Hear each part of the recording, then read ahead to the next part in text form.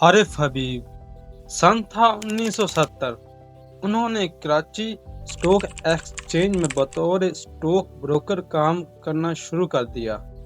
इस वक्त उनकी तनख्वाह 60 रुपए थी, मगर उन्होंने मार्केट को सीखने और समझने में भरपूर मेहनत की। कुछ शेयर खरीदते पर उसको थोड़े से मुनाफे पर बेच देते।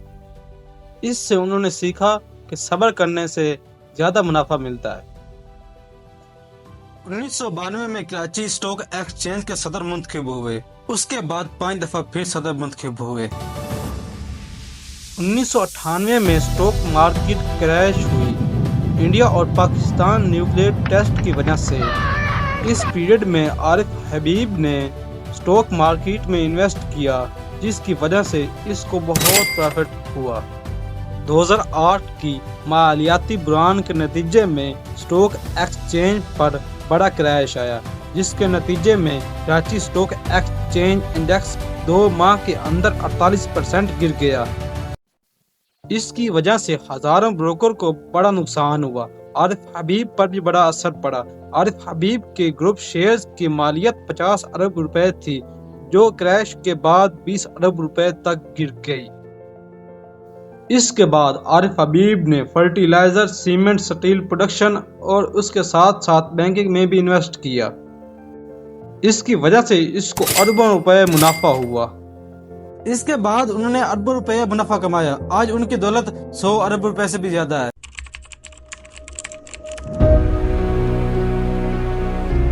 स्टॉक मार्केट की बुनियाद कई सदियों पहले शुरू हुई।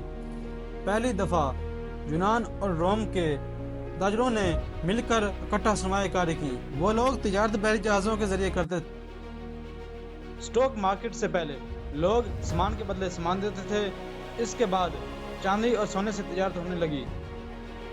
First stock market Netherland Dutch east India company, जिसने पहली बार अपनी कंपनी के शेयर लोगों को खरीदने के लिए मौका दिया, और इस वजह से उन्होंने पैसे इकट्ठे कर अपनी कंपनी को तरक्की दी। बाकायदा स्टॉक एक्सचेंज का क़याम 1698 लंदन स्टॉक एक्सचेंज लंदन के एक कॉफी हाउस में शेयर्स की खरीद व फरोख्त शुरू हुई। न्यूयॉर्क 1792 न्यूयॉर्क में 24 ब्रोकर्स ने बटन वुड एग्रीमेंट पर साइन किए और बाकायदा से स्टॉक मार्केट कायम की। इंडस्ट्रियल रेवोल्यूशन एंड मार्केट की तरक्की 19वीं सदी में इंडस्ट्रीज और रेलवे कंपनी ने स्टॉक मार्केट से सरमाया इकट्ठा करना शुरू किया, जिसके नतीजे में शेयर्स मार्केट तेजी से तरक्की करने लगी। 1929 का अजीम माली बहरान 1929 में स्टॉक मार्केट क्रैश कर गई, जिसके नतीजे में लाखों लोगों का माल डूब गया। इसको दोबारा रेगुलेट करने के लिए अमेरिका ने स्कॉटिश एंड एक्सचेंज कमीशन बनाई।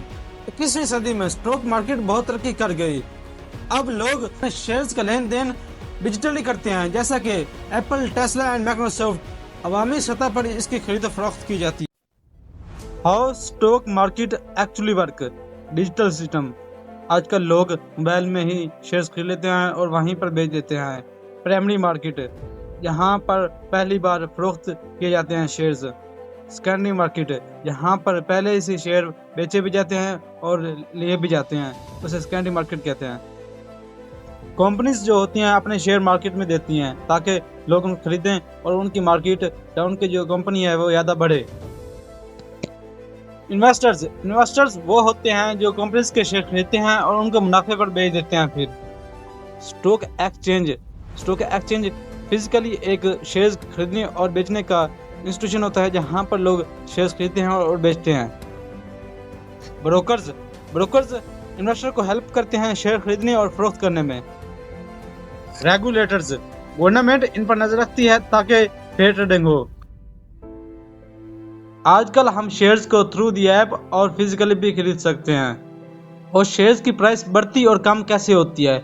अगर लोग ज़्यादा शेयर्स खरीदते हैं तो शेयर्स की प्राइस बढ़ जाती है, और अगर लोग ज़्यादा शेयर्स बेचते हैं तो शेयर्स की प्राइस कम हो जाती है। और कंपनी की परफॉर्मेंस पर भी काम करती है। अगर कंपनी की डिमांड ज़्यादा होती है तो शेयर्स की प्राइस बढ़ जाती है, अगर कंपनी की डिमांड कम हो जाती है तो शेयर्स की प्राइस कम हो जाती है। असल ये काम डिमांड एंड सप्लाई पर होता है। जैसा कि economic news, political and global crisis से शेयर्स की प्राइस इफेक्ट होती हैं। यही चीज़ें होती हैं जिनसे शेयर्स की प्राइस बढ़ती भी है और कम भी होती है।